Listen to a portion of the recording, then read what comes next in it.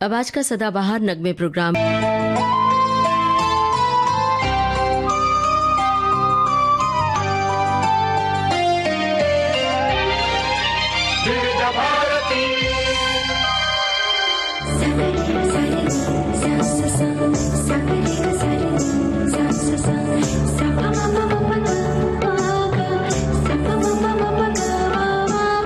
सखी सहेली।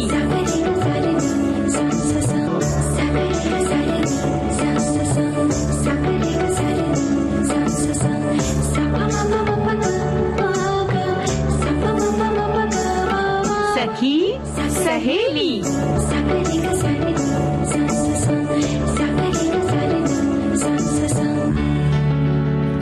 सभी सखियों सहेलियों और सखाओं को रेडियो सखी ममता सिंह का नमस्कार। मंजू जी आपको भी हमारा नमस्कार। ममता जी आपको भी और सभी सखियों सखाओं को मेरा यानी मंजू द्विवेदी का सप्रेम नमस्कार और सबको मैरी क्रिसमस। जी हाँ, मैरी क्रिसमस सभी को।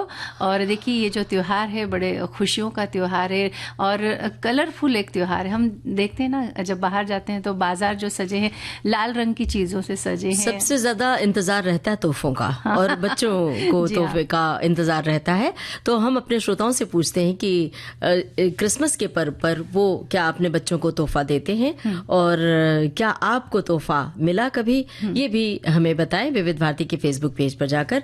और भी बहुत सारे जो विषय है उस पर भी हम चर्चा करेंगे। घूमने भी तो ले चलेंगे हम। हाँ बिल्कुल, घूमने भी चलेंगे, लेकिन उससे पहले आपको बता दें कि आज सुशासन दिवस है तो इस विषय पर थोड़ी चर्चा होगी और इसके बाद हम घूमने जाएंगे जीभी। शायद बहुत लोगों ने इस जगह का नाम सुना भी नहीं होगा, बहुत कम जानी पहचानी ये जगह है, लेकिन सुंदरता के मामले में ये बिल्कुल भी पीछे नहीं है। इसके लिए हिमाचल प्रदेश का ये जो स्थल है घूमने लायक, इसके बारे में आपको बताएंगे कि कौन कौन सी इसके आसपास भी जो जगह है वो आप घूमने जा सकते हैं। और कहीं घूमने आप गए हैं इसके आसपास तो उस जगह का नाम भी आप बता सकते हैं अपनी टिप्पणी में। तो वो टिप्पणी हम साझा करेंगे ताकि हमारे श्रोताओं को पता तो चले कि जीभी के आसपास और कौन कौन सी जगह है।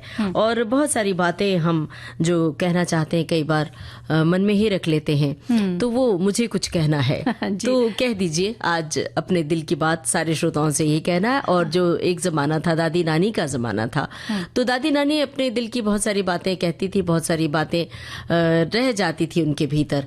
और जो कहती थी तो बड़ी पते की बात कहती थी। सर्दियों में खास तौर से उनके जो नुस्खे होते थे बड़े कारगर होते थे। बिल्कुल, डॉक्टर के पास जाने की बहुत कभी जरूरत खास पड़ती नहीं थी। थोड़ी सर्दी हो गई या और सर्दी से उपजी हुई कोई भी तकलीफ हो तो दादी नानी ऐसे नुस्खों को अपना करके हमें कुछ पिला देती थी, कोई गुट्टी पिला देती थी, कोई काढ़ा पिला देती थी और इस तरह से वो हमें रखती थी कि बस छूमंतर हो जाती थी। सर्दी या सर्दी से उपजी हुई कोई भी किसी भी तरीके से तबीयत खराब हो तो काढ़ा पिलाने से जुड़ी हुई याद। हाँ? नहीं, काढ़ा तो है ही है, इसके अलावा बहुत सारी खाने पीने की चीजें भी है जो खास तौर पर सर्दियों में बनती है। और ऐसी ऐसी अब देखिए अब हम उन चीजों को भूलते जा रहे हैं, जबकि पहले जब सर्दियां आती थी तो कुछ विशेष तरह के व्यंजन घर में बनने लग जाते थे, कुछ विशेष सब्जियां आने जैसे तिल के लड्डू खास तौर से याद आते हैं। और तिल के लड्डू नहीं बल्कि बहुत सारे मूंगफली के लड्डू हैं और चावल के लड्डू हैं। तो ये जो कई तरह की मिठाइयां लड्डू बनते थे उसका जिक्र श्रोता कर सकते हैं। और खास तौर से ये बताएं कि जब आपने भी काढ़ा पिया था तो वो एहसास कैसा था, वो अनुभव जरूर साझा करें, क्योंकि हम सब ने बचपन में अपने अपने काढ़ा जरूर पिलाया गया है हम सबको। और हालांकि अब चिकित्सकीय सुविधा इतनी ज्यादा है कि अब इन पर पूरी तरह से भरोसा करके अपनी बीमारी को इग्नोर नहीं करना चाहिए, नजरअंदाज नहीं करना चाहिए। बल्कि अगर आपको कोई तकलीफ होती है, गले की ही समस्या होती है, सर्दी जुकाम होता है, तो हम जल्दी से डॉक्टर के पास जाना पसंद करते हैं, क्योंकि वो जो काढ़ा है और जो घरेलू नुस्खे हैं अब उतने असर भी नहीं करते हैं। तब सुविधाएं नहीं थी तो ये सब किया करते थे। फिर भी जो दादी नानी कहा करती थी, नसीहतों की जो खुट्टी होती थी, हमारे श्रोता जरूर बताएं और हम भी इसका जिक्र करेंगे। अब बताइए। तो ये गाना हमने सुन लिया ममता जी। और आज क्रिसमस का त्योहार है। हर साल ईसा मसीह के जन्मदिन को क्रिसमस के रूप में मनाया जाता है और क्रिसमस के त्योहार पर पूरी दुनिया जश्न में डूब जाती है। यूरोपीय देशों में तो कई दिनों की छुट्टी होती होती है इस दौरान, और लोग बड़े धूमधाम और उत्साह से इसे मनाते हैं। जैसे हमारे यहाँ पर गर्मियों की छुट्टियां होती है, जो ठंडे प्रदेश है वहाँ पर जो कि ठंड बहुत ज्यादा हो जाती है, तो इस दौरान उनकी छुट्टियां हो जाती है। यहाँ भी अपने देश में भी क्रिसमस पर छुट्टियां होती हैं, उसे चाहे बड़े दिन की छुट्टियां कह लें या क्रिसमस की छुट्टियां कह लें। स्कूल्स में तो होती हैं कई दिनों की, और क्रिसमस की तैयारियां बहुत पहले से ही शुरू हो जाती हैं। देखिए ना, बाजार सज जाते हैं, दुकानों में रौनक बढ़ जाती है, घरों को सजा लिया जाता है, चमकदार रंगीन लाइटों से चारों ओर वातावरण जगमगा जाता है। प्रभु यीशु के जन्म से जुड़ी बहुत सारी झांकियां भी देखने को मिलती है, और सांता क्लॉज अलग अलग अंदाज में नजर आते हैं। सांता क्लॉज के साथ खड़े होकर, आजकल तो तस्वीरों का जमाना है, तस्वीरें खिंचाने का भी अद्भुत आनंद होता है, और कभी कभी तो सांता क्लॉज का वीडियो भी बनाया जाता है। अभी तो बाजारों में आप जाइए, दुकानों पर या मॉल में, तो सांता क्लॉज के कुछ वीडियो ऐसे बनाए जाते हैं कि वो बाकायदा आपको आशीर्वाद दे रहे हैं और कुछ कह रहे हैं, और झोला टांगे हुए हैं, लाल रंग की पोशाक पहने हुए हैं। छोटे छोटे बच्चों को तो ये बता दिया जाता है कि सांता क्लॉज रात को सिरहाने पर एक आपका तोहफा रख जाते हैं। तो हम सब ने अपने बच्चों को ये संस्कार दिया है, तो बच्चे इंतजार करते हैं कि सांता क्लॉज क्या लाएंगे। हमने तो कई बच्चों को देखा है कि वो क्रिसमस आने से पहले लिस्ट बनाते हैं, लिस्ट बना के टांग देते हैं फ्रिज पर या कहीं ऐसे चिपका देते हैं, सांता क्लॉज हमें ये गिफ्ट चाहिए। और हमने देखा कुछ बच्चे ये भी लिखते हैं कि सांता क्लॉज अगर आपके वश में ये इतने महंगे बनाया जाता है, अभी तो बाजारों में आप जाइए, दुकानों पर या मॉल में, तो सांता क्लॉज के कुछ वीडियो ऐसे बनाए जाते हैं कि वो बाकायदा आपको आशीर्वाद दे रहे हैं और कुछ कह रहे हैं, और झोला टांगे हुए हैं, लाल रंग की पोशाक पहने हुए हैं। छोटे छोटे बच्चों को तो ये बता दिया जाता है कि सांता क्लॉज रात को सिरहाने पर एक आपका तोहफा रख जाते हैं। तो हम सब ने अपने बच्चों को ये संस्कार दिया है, तो बच्चे इंतजार करते हैं कि सांता क्लॉज क्या लाएंगे। हमने तो कई बच्चों को देखा है कि वो क्रिसमस आने से पहले लिस्ट बनाते हैं, लिस्ट बना के टांग देते हैं फ्रिज पर या कहीं ऐसे चिपका देते हैं, सांता क्लॉज हमें ये गिफ्ट चाहिए। और हमने देखा कुछ बच्चे ये भी लिखते हैं कि सांता क्लॉज अगर आपके वश में ये इतने महंगे तोहफे ना हो, तो ये बाकी वाले भी देंगे तो चलेगा। जी हाँ, क्रिसमस का सबसे जो बच्चों को लुभाने वाला जो पार्ट होता है वो यही होता है कि सांता क्लॉज का आना, उनके झोले में जो बहुत सारे गिफ्ट होते हैं, वो तोहफे होते हैं, वो देना, और बच्चों को विशेष तौर पर इंतजार रहता है। और कुछ नहीं तो वो कहते हैं कुछ एक चॉकलेट ही अगर मिल जाए तो, और माता पिता तोहफे ना हो तो ये बाकी वाले भी देंगे तो चलेगा।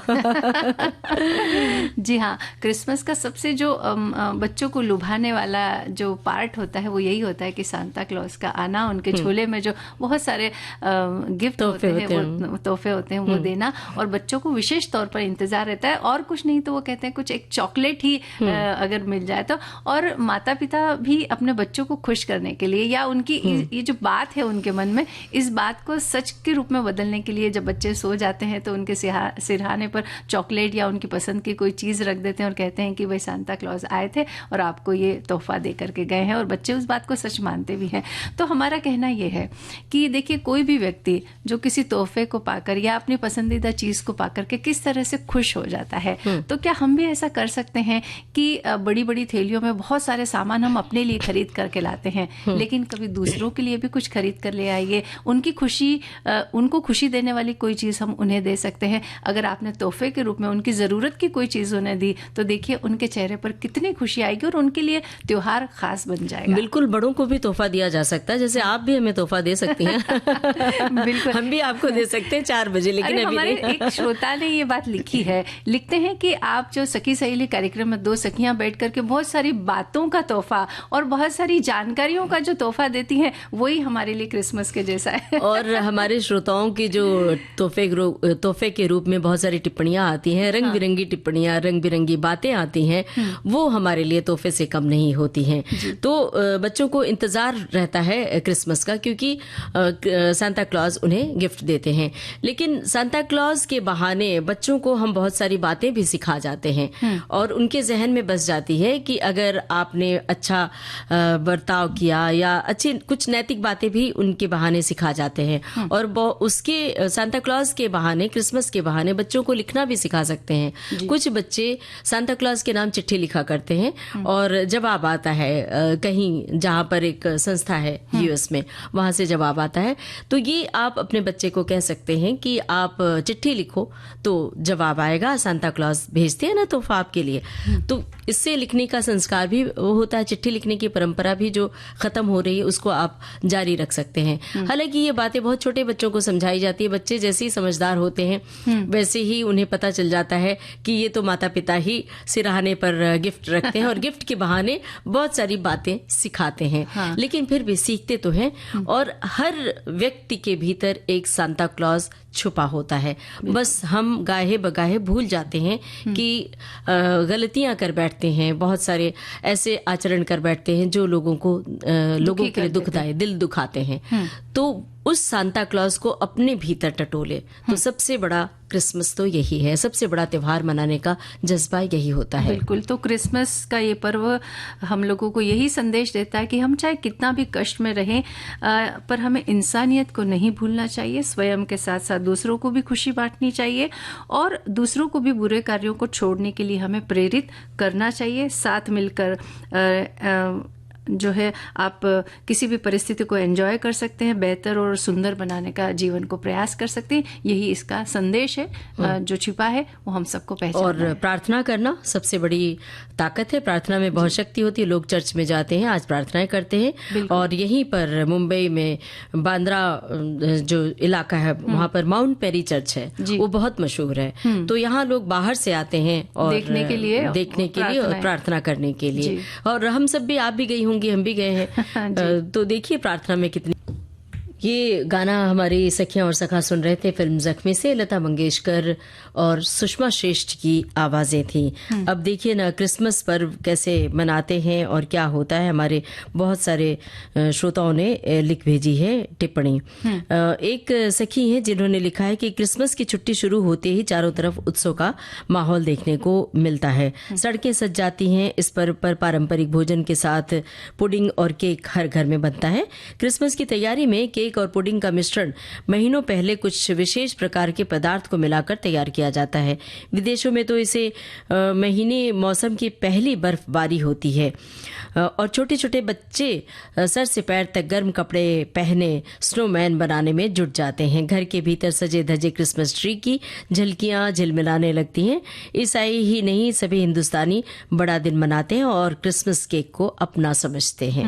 केक का इस त्योहार में बड़ा महत्व होता है और केक खाकर खुशियां मनाई जाती है। एक साथी हमारे ये भी लिख रहे हैं कि दोनों सखियों से इतना ही कहना चाहेंगे कि जब हमारे बच्चे छोटे थे हम उनके लिए कुछ गिफ्ट पैक करके रख लेते थे और सुबह उन्हें कहते थे कि सेंटा क्लॉज रख के गए हैं, अब तुम लोगों को अच्छे से पढ़ाई करने का बोल के गए और बच्चे सच मान लेते थे शायद इस बात को। बिल्कुल। तो ऐसी छोटी छोटी बातें बच्चों को सिखाई जा सकती हैं पर्व के माध्यम से। एक श्रोता ने लिखा है कि हमने कभी भी क्रिसमस अपने बच्चों के साथ नहीं मनाया, ना ही कोई गिफ्ट दिया, बस घर ने अच्छा खाना बना देते थे घर में। मेरी बेटी विदेश में रहती है, उसकी 2 बेटियां 5 और 7 साल की हैं। उनके स्कूल और आस पड़ोस के बीच आजकल खूब पार्टियां हो रही हैं। आज सुबह वीडियो कॉल करके बहुत सारे गिफ्ट दिखा रही थी, बहुत उत्साहित है। हमारे यहाँ आज तुलसी का दिन मनाते हैं। एक साथी लिखते हैं कि ममता जी, मंजू जी दोनों सखियां सांता क्लॉज के रूप में हम सभी सखी सहेली प्रोग्राम के श्रोताओं को अनेकों जानकारियों और मधुर कर्णप्रिय गीतों के गिफ्ट्स बांटकर हम सभी श्रोताओं को खुशियां प्रदान करेंगी। क्या बात है भाई। तोहफा तो आप सभी भेज रहे हैं अपनी टिप्पणियों के माध्यम से और हमें तो इंतजार रहता है बड़ी बेसब्री से आप सभी की टिप्पणियों के। और बहुत सारे श्रोताओं ने यही लिखा है कि एक श्रोता ने लिखा है कि 1853 के एक पत्रिका में लेख में ब्रिटिश पाठकों के लिए क्रिसमस रीति रिवाजों का वर्णन किया गया था। बच्चों द्वारा क्रिसमस की पूर्व संध्या पर अपने मोजे लटकाने का जिक्र भी है, जिसका नाम अलग अलग है और अलग अलग तरीके से लोग मनाते हैं। ये बात भी इन्होंने मतलब एक श्रोता ने हमें लिखी है। और एक श्रोता ने लिखा है कि बाइबल में ईसा मसीह या यीशु का सही सटीक जन्म दिवस का जिक्र नहीं मिलता। 25 दिसंबर को ही क्रिसमस मनाए जाने की खास वजह यही है कि रोमन साम्राज्य में 25 दिसंबर को सूर्य देव से जुड़े एक पर्व के रूप में मनाया जाता था। ये वो समय होते थे जब दिन बड़े होने लगते थे। बिल्कुल। और एक श्रोता ने और एक टिप्पणी भेजी, हाँ, कि क्रिसमस पर मैं एक बार चर्च गया था, वहाँ कुछ मजेदार खेल आयोजित हो रहे थे, तो मैंने भी उसमें हिस्सा लिया था, जिसके फलस्वरूप उन्हें कुछ चॉकलेटें प्राप्त हुई थी। ये बात लिखिए। चलिए अब हम सुशासन दिवस की बात करते हैं ममता जी। देखिए, सुशासन दिवस जो है हर साल 25 दिसंबर को भारत के पूर्व प्रधानमंत्री अटल बिहारी वाजपेयी की जयंती पर मनाया जाता है, और इसको मनाने का उद्देश्य है पारदर्शी, जवाबदेह और प्रभावी प्रशासन के माध्यम से नागरिकों को बेहतर सेवाएं प्रदान करना, और इस दिन को मनाने की शुरुआत सन 2014 में की गई थी। और इसके अलावा शासन, हम ये कह सकते हैं कि शासन वो प्रक्रिया है जिसके तहत निर्णय लिए जाते हैं और उन निर्णयों को अमल में लाया जाता है। शासन शब्द का उपयोग कई संदर्भों में किया जा सकता है, जैसे कि कॉरपोरेट प्रशासन, अंतर्राष्ट्रीय प्रशासन, राष्ट्रीय प्रशासन और स्थानीय शासन। सुशासन के लिए सभी की भागीदारी बहुत जरूरी है, जैसे लोगों को वैध संगठनों के माध्यम से अपने राय देने में सक्षम होना जरूरी है। इसमें पुरुष, महिलाएं, कमजोर वर्ग और सभी वर्ग के लोग इसमें शामिल होते हैं। बिल्कुल। और सुशासन लोगों को अपना जीवन स्तर सुधारने या उसको बनाए रखने का अवसर देता है। सुशासन का उद्देश्य होता है लोगों की बेहतरी और कल्याण के लिए सरकार की प्रतिबद्धता। तो ये तो हम देश के संदर्भ में बात कर रहे हैं सुशासन की, लेकिन देखा जाए तो ममता जी, अच्छे शासन की जरूरत हर जगह होती है, चाहे घर हो, परिवार हो, समाज हो, देश हो, जहां या कोई संस्थान हो, कोई ऑफिस हो, अगर वहां पर जो उच्च स्तर पर जो लोग बैठे हैं या मतलब अगर वो अच्छी तरह से अपना कार्य कर रहे हैं तो उनको देख करके बाकी के लोग भी अपना कार्य बहुत ईमानदारी से और मेहनत से करते हैं, तो वहाँ का भी जो शासन है या फिर वहाँ का भी कामकाज बहुत सुचारू रूप से चलता रहता है। तो बस यही उद्देश्य है कि कहीं भी हो, शासन हो,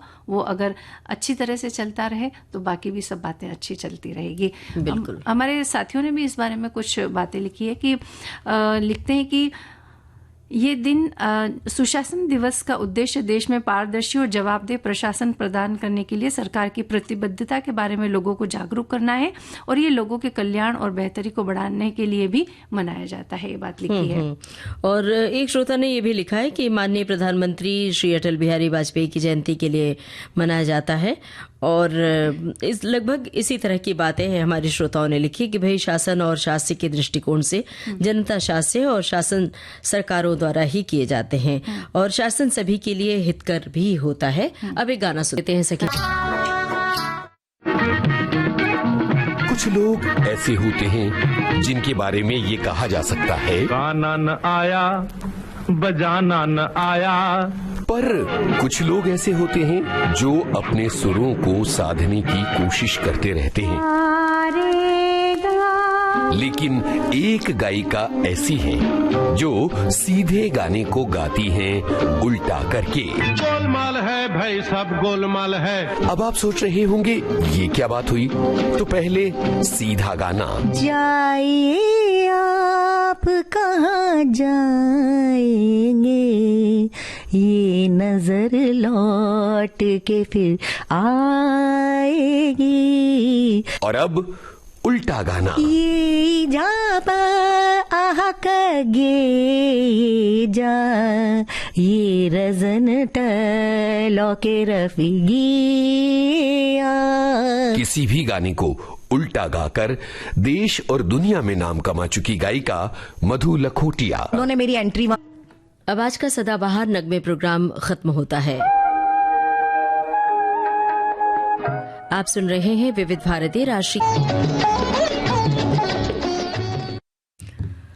ब्रेक के बाद हम वापस हाजिर हैं सखी सहेली के इस मंच पर। और मंजू जी बताइए, घूमने चलना है ना हिमाचल प्रदेश? बिल्कुल, मौसम अच्छा है, ठंड का मौसम है, लोगों को पसंद आता है ये मौसम, और कहीं कहीं तो बर्फबारी भी हो रही है, तो वो बर्फ से खेलना कितना मजेदार एक अनुभव होता है ना, वो हम वहाँ जाकर ही उस चीज को अनुभव कर सकते हैं। बिल्कुल, हिल स्टेशन पर जाने का, यात्रा करने का अनुभव अनोखा ही होता है इस मौसम जो एक जगह है। तो अगर आप किसी ऐसे हिल स्टेशन की यात्रा करने का मन रखते हैं कि जहां पर्यटकों का कोलाहल थोड़ा कम हो, तो इसमें नाम आता है जिभी का। ये हिमाचल प्रदेश में बसा एक छोटा सा गांव है जो घने जंगलों, प्राकृतिक झरनों और मनमोहक दृश्यों से घिरा हुआ है। चीड़ के पेड़ों, बर्फ से ढके पहाड़ों और ताजे पानी की धाराएं प्रकृति प्रेमियों और रोमांच के शौकीनों के लिए एक जादुई ठिकाना है ये जगह है। जीभी को शांति का गांव भी इसीलिए कहा जाता है। ये व्यावसायिक रूप से ज्यादा विकसित नहीं है, हालांकि इसकी यही बात इसे और भी खास बनाती है। जीभी में घूमने के लिए कई जगह हैं, जिसमें कि प्राचीन मंदिर हैं, बहुत सारे झरने हैं, शांत झीलें हैं और ऊंचे पहाड़ों पर स्थित बहुत सारे घास के मैदान हैं, जो निश्चित रूप से आपको मंत्रमुग्ध कर देंगे अगर आप गए तो। और अगर आप वहां जा रहे हैं तो जो घूमने लायक जगह हैं उनको हम आपको बता देते हैं। जो पहली जगह है उसका नाम है जीभी जलप्रपात। ये बहुत खूबसूरत जगह है, जंगल के एक कोने में छुपा हुआ है पर अपने आप में अनूठा है। यहाँ पहुंचने के लिए गांव के चारों ओर फैले हरे भरे वातावरण और लकड़ी के पुलों से होते हुए थोड़ी दूर पैदल चलकर आपको जाना पड़ेगा। गिरते पानी की आवाज और ताजी पहाड़ी हवा आराम करने और तस्वीरें लेने के लिए एक आदर्श वातावरण बनाती है। यानी वो जो सीन है उनकी अगर आप तस्वीरें लेंगे तो बहुत जिंदा तस्वीरें आप ले पाएंगे और देखने के बाद आपको लगेगा कि वाह क्या जगह हमने देखी है। इसके बाद जो दूसरी जगह आती है वो है चहनी कोठी। ये एक 1500 साल पुराना पारंपरिक मीनारनुमा मंदिर है जो पत्थर और लकड़ी से बना है। इसमें एक भी कील का इस्तेमाल नहीं किया गया है और ये वास्तुकला का एक अद्भुत नमूना है। यहाँ काष्ठ का कौशल बहुत देखने लायक है। और जलोरी दर्रा है यहीं पर जलोरी दर्रा है। जलोरी दर्रे की यात्रा अपने आप में एक रोमांचक अनुभव है, जिसमें घुमावदार रास्ते हैं और मनमोहक दृश्य देखने को मिलते हैं। यहाँ से हिमालय का मनोरम दृश्य भी दिखाई देता है। अगर आपकी बर्ड वॉचिंग में रुचि है तो तरह तरह के पंछियों को देखकर उनके कलरव का आनंद आप यहाँ पर ले सकते हैं। और इसके अलावा है सेरो लसल झील। ये चीड़ और देवदार के जंगलों से घिरा हुआ बड़ा ही निर्मल जलाशय है। स्थानीय लोगों के लिए झील का धार्मिक महत्व भी है, क्योंकि झील के पास एक मंदिर है। इस झील का पानी साल भर बड़ा ही निर्मल बना रहता है। शांत जल में आकाश और आसपास के पेड़ों का प्रतिबिंब दिखाई देता है, जो बड़ा विस्मयकारी लगता है। इसके अलावा रघुपुर किला है, वो भी आप देखने के लिए जा सकते हैं। अगर आप इतिहास की झलक देखना चाहते हैं तो इस किले को अवश्य देखें। हालांकि ये किला खंडहर हो चुका है, लेकिन यहाँ से देखने वाला जो नज़ारा है वो बहुत बेजोड़ है। यहाँ तक पहुँचने का रास्ता मौसमी फूलों से घिरे मैदानों और ऊंचे हिमालयी वृक्षों से होकर ले जाता है। यानी जब आप जाएंगे तो रास्ते में जो खिले हुए फूल है उन्हें देखकर आपका मन इतना आनंदित हो जाएगा कि वहाँ किले तक पहुँचते पहुँचते आप सोचेंगे कि चलो खंडहर ही सही, लेकिन वो जो रास्ता हमने देखा अद्भुत था। मिनी थाईलैंड है वहीं पर। जीभी से कुछ ही किलोमीटर दूर स्थित मिनी थाईलैंड एक अनोखी चट्टानी संरचना है जो मीठे पानी की धारा से घिरी हुई है, और इसका नाम थाईलैंड में पाए जाने वाली प्राकृतिक झीलों से समानता के कारण पड़ा है। यहाँ आप ताजगी भरे पानी में डुबकी लगा सकते हैं या फिर धारा के किनारे पिकनिक का आनंद भी ले सकते हैं। हाँ,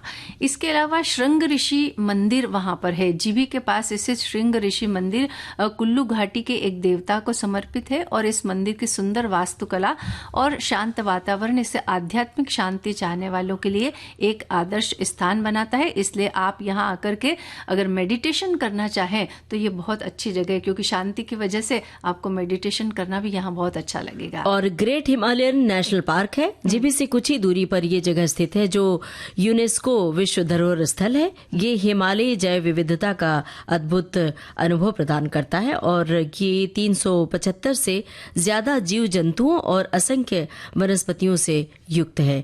पार्क में ट्रैकिंग कर सकते हैं, पक्षी देख सकते हैं और प्रकृति की खोज के लिए यहाँ पर लोग आते हैं और ये एक आदर्श जगह है। बिल्कुल। अब बात करते हैं हम तीर्थन घाटी की। तीर्थन घाटी ट्राउट मछली पकड़ने और नदी किनारे शिविरों और जंगलों के लिए एक अच्छी जगह है। चाहे आप ट्रैकिंग करना पसंद करते हो, मछली पकड़ना या नदी किनारे आराम से बैठना हो तो तीर्थन घाटी आप जा सकते हैं। और एक जगह है गुशैनी, जीभी से लगभग 10 किलोमीटर दूर स्थित है। तीर्थन नदी के किनारे ही बड़ा ही शांत गांव है ये अपनी अछूती प्राकृतिक सुंदरता और प्रामाणिक हिमाचली संस्कृति के लिए ये मशहूर है। नदी के किनारे जो होम स्टे हैं वहां आप ठहर सकते हैं, इस अनोखे स्थान की शांति का आनंद भी ले सकते हैं। बिल्कुल। अब आपको बताते हैं कि जीभी आपको कब जाना चाहिए। तो वैसे तो जीभी का जो मौसम है वो हमेशा ही खुशगवार बना रहता है, लेकिन मार्च से जून के बीच प्रकृति बेहद सुंदर रंग बिखेरती है यहाँ। और ट्रैकिंग और दर्शनीय स्थलों की सैर के लिए मार्च से जून के बीच और सितंबर से नवंबर तक आप जा सकते हैं। लेकिन अगर आप बर्फ प्रेमी हैं और बर्फ से खेलना चाहते हैं तो दिसंबर से फरवरी के बीच जा सकते हैं। अब ये आपकी पसंद के ऊपर निर्भर करता है कि आप क्या देखना चाहते हैं, उस अनुसार आप समय का चयन कर सकते हैं। और यहाँ पर निकटतम हवाई अड्डा है भुंतर, जो लगभग 60 किलोमीटर दूर है। निकटतम रेलवे स्टेशन है जोगिंदरनगर, यहाँ से आप टैक्सी या बस से जीभी पहुंच सकते हैं। तो ऐसी खूबसूरत जगह जब जाएं तो लौट कर आकर अपने अनुभव जरूर साझा कीजिएगा विविध भारती के फेसबुक पेज पर। जब हम बात करते हैं जिस दिन पर्यटन की, तो आप इस जगह का जिक्र कर सकते हैं। फिलहाल हम ये दायरे, ये शाम सा धुआं, पर्वतों के दायरे सचमुच इतने दूर तक फैले होते हैं कि कहीं उनकी सीमा दिखाई ही नहीं देती है। लगता है आसमान और पहाड़ एक हुए हैं। तो निसीम है और पर्वत पर घूमने का आनंद भी बिल्कुल अलग होता है। एक श्रोता ने लिखा है कि जीभी के प्रमुख स्थल है, वाटरफॉल है, वहां पर एक प्रमुख आकर्षण है जहां एक सुंदर झरना और नदी है। श्रृंगार ऋषि मंदिर है, एक महत्वपूर्ण आध्यात्मिक और दर्शनीय स्थल है।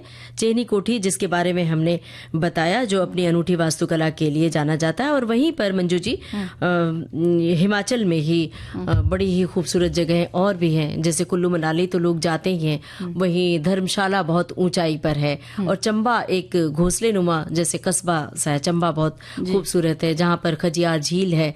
और डलहौजी जो पहाड़ों से ढका रहता है इन मौसम में, सर्दी के मौसम में, दिसंबर जनवरी में जब बर्फ गिरती है तो वहां जाने का भी एक अलग आनंद है। वहां दूर तक बर्फ बिछी रहती है, बर्फ की चादर, और बर्फ के रास्तों में ही कहीं आपको चलना पड़ता है।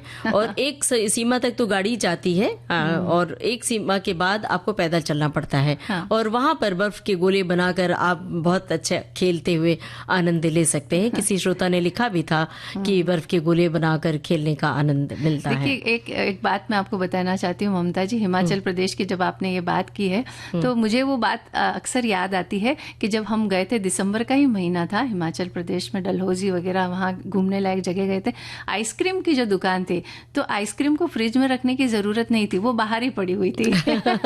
और हम आपको अनुभव बता रहे हैं कि आइसक्रीम तो जम जाती है, पानी जम जा रहा था और आप गीजर ऑन करके पानी गर्म करने का, गर्म होने का इंतजार करते रहते हैं, गर्म नहीं होता है। फिर लगता है यहाँ का गीजर खराब है। जब आप कंप्लेन करते हैं तो आपको यही सुनने को मिलता है कि पानी गर्म ही नहीं होता है।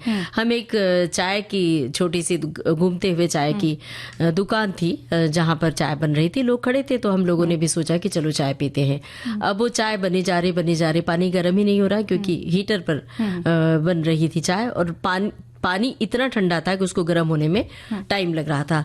तो हम ये सोच रहे थे कि ये चाय बनाने में इतना वक्त कैसे लग रहा है। तो आप जब कहीं बाहर से जाते हैं ऐसे गर्म जलवायु वाले प्रदेश से, तो आपको अंदाजा नहीं होता है कि इतनी ठंड पड़ रही। ठंड तो आपको महसूस हो रही है, लेकिन इस तरह की छोटी छोटी दिक्कतें भी होती हैं, इस पर आप गौर नहीं करते हैं। तो उस चाय वाले ने बताया कि यहाँ पानी इतना ज्यादा ठंडा है कि उसको पानी गर्म होने में बहुत टाइम लगता है। हाँ, और एक और बात मुझे इस वक्त याद आ रही कि जब हम वहां गए थे और एक जगह से दूसरी जगह जाना था, बस का इंतजार कर रहे थे, बाहर खड़े थे, तो मेरी छोटी बिटिया थी तो बहुत जोर जोर से रोने लगी।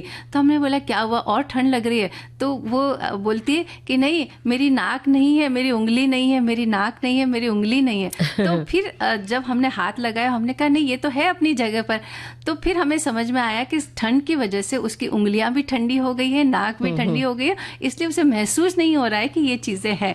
तो ये सब सब बातें जब हम वहाँ जाते हैं, अनुभव करते हैं तो बड़ी मज़ेदार होती है। लेकिन साथ ही साथ जो हम गर्म प्रदेश में रहने वाले लोग हैं उन्हें ठंड से बचाव करना बहुत ज़रूरी है। सच में वो दरअसल क्या होता है, संवेदनशीलता का एहसास नहीं रह जाता है और इसलिए आपको एक समय के बाद उतनी ज़्यादा ठंड का एहसास भी नहीं बचता है बर्फ़ में जब आप जाते हैं बर्फ़ की जगहों पर। अब श्रोताओं की टिप्पणियों की ओर आ जाते हैं जो मुझे कुछ कहना है। इन्होंने लिखा है कि एक श्रोता ने लिखा है कि मुझे कुछ कहना है।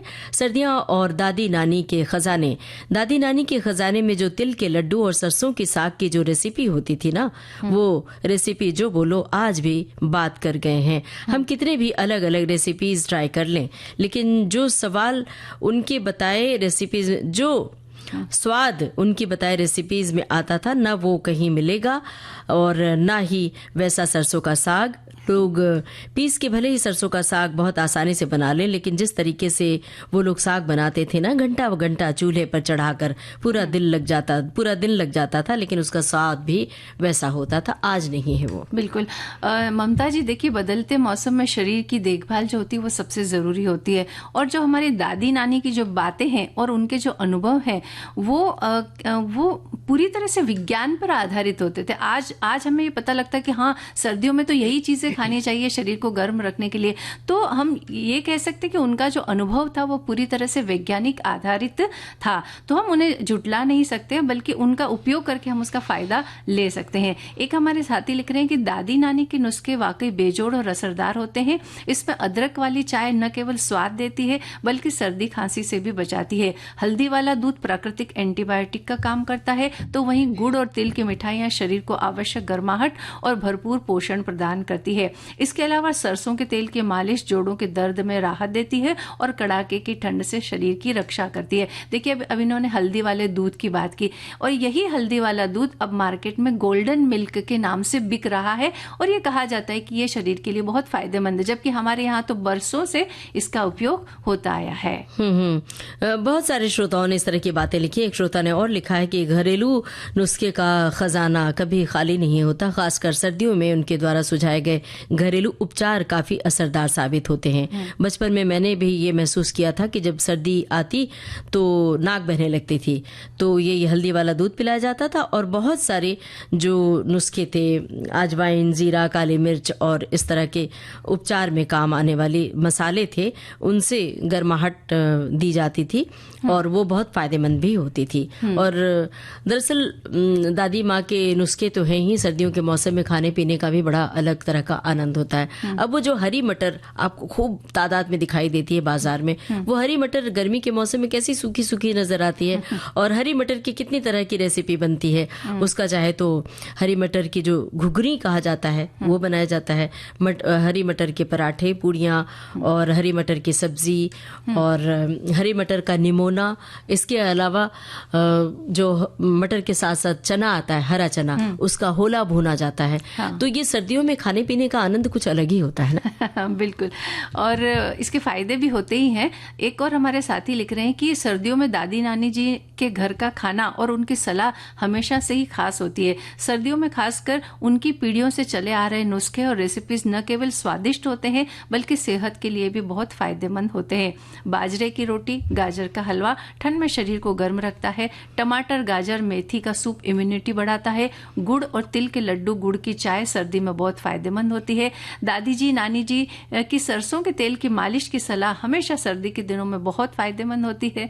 और इन टिप्स से न केवल सेहतमंद हम अपने आप को रख सकते हैं बल्कि स्वादिष्ट भोजन भी हम इससे पाते हैं और अपनी एनर्जी को बढ़ाते हैं। अब एक श्रोता ने लिखा है कि सर्दियां और दादी नानी के खजाने। भाई खजाना दो प्रकार का होता है और उनमें एक बौद्धिक संपदा है तो दूसरी ओर भौतिक संपदा का भी खजाना व्यक्ति की पहचान को उजागर करता है।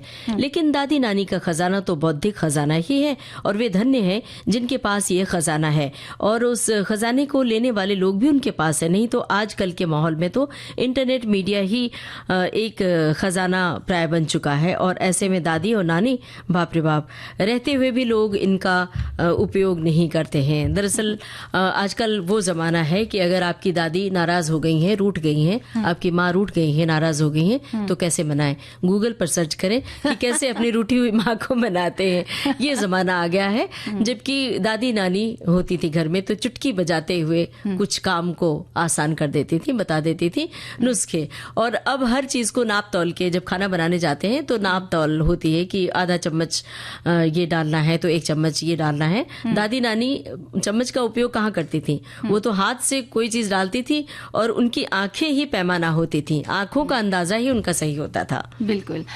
एक हमारे साथी ने इसी संदर्भ में बात लिखी थी, काढ़े से मुझे याद आया कोरोना काल। उस समय बहुत पिया था काढ़ा और बचे भी थे, क्योंकि इस समय वही एकमात्र कारगर उपाय था। पर कड़वा तो इतना लगता था कि आज भी रोंगटे खड़े हो जाते हैं। मुझे तो करेला भी अच्छा नहीं लगता, लेकिन फिर भी मैंने दादी का वो काढ़ा पिया था। कुछ श्रोता ये भी लिख रहे हैं कि काढ़े से हमें बचपन के वो दिन, बुरे दिन याद आ गए जब नानी दादी आंख बंद करके, नाक बंद करके काढ़ा पिला दिया करती थी, और वो बचपन सबको याद है। दादी अम्मा को मनाने का भी जो तरीका है वो दादी अम्मा ही बता देती थी। गूगल पर सर्च करने की जरूरत नहीं है। नहीं, एक छोटी सी बात बता देते हैं कि एक साथी लिख रहे हैं कि सर्दियों में खासकर सर्दी जुकाम होता था तो घी और सरसों तेल में बारीक कटे हुए पतले प्याज लहसुन को घी में पकाकर, और प्याज लहसुन हमें घी के साथ 1-1 चम्मच खाना पड़ता था। अगर सर्दी है तो इसी तरह घी, करू तेल में कुटी काली मिर्च, अदरक और तुलसी के पत्ता को पकाकर उसे मिश्री के साथ हमें खिलाया जाता था। सूखी खांसी पर पीपल चूर्ण और शहद दिया जाता था, और ये नुस्खा बड़ा कारगर है। तो शुक्रिया अदा कर रहे हैं इन सभी श्रोताओं का। एक श्रोता ने लिखा है कि भाई आप दोनों धन्यवाद के पात्र हैं, जो जीभी जैसी अनसुनी इस पर्यटन स्थल के बारे में इतने सुंदर ढंग से इतनी विस्तृत जानकारी आपने दी है। इसके लिए आप सभी विविध भारती परिवार को हम बधाई दे रहे हैं और धन्यवाद कह रहे हैं। धन्यवाद आप सभी श्रोताओं का कि इसमें आपने हिस्सा लिया। अब घड़ी की ओर देख रहे हैं, बिल्कुल वक्त नहीं कि हम कुछ बोले बतियाएं या गाना सुनवाएं। तो लेते हैं सभी सखियों और सखाओं से इजाजत। आप सभी को ममता सिंह और मंजू द्विवेदी का नमस्कार। सखी सहेली कार्यक्रम की प्रोड्यूसर अनुश्री पाठक।